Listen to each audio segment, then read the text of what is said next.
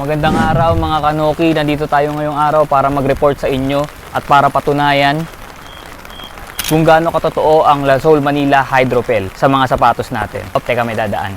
Padaanin muna natin. Mabigat yung dala niya. Mga kanoki, eto nga, meron akong hawak na sapatos ngayon. Malalaglag pa. Pero huwag tayong mag-alala dahil waterproof na to. Na-sprayan ko na to. Makita natin malapitan. Suede yan. Tela yung sapatos natin. So, sureball to. Pagka nabasa, basa talaga. Pag atin dito. Patakan natin.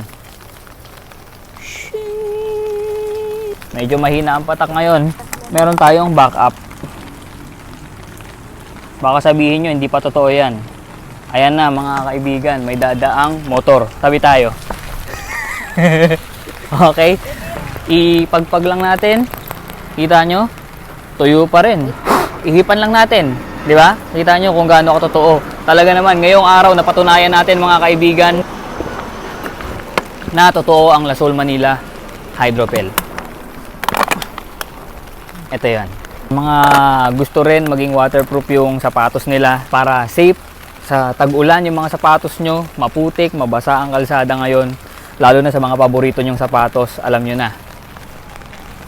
Lasol Manila Hydropel. Sa mga gusto rin kumuha, syempre, iwanan ko lang dyan sa baba yung sauce. Syempre, stay safe and dry sa mga kanoki natin dyan. Yun lang.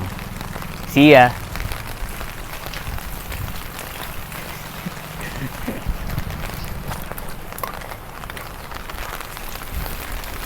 Pakaganda mga kaibigan. Talaga namang bilhin nyo na. Wala nang mas legit pa dyan. Okay, oh. Pack up na tayo, tara. Oh. Tuyo pa din, oh. Legit.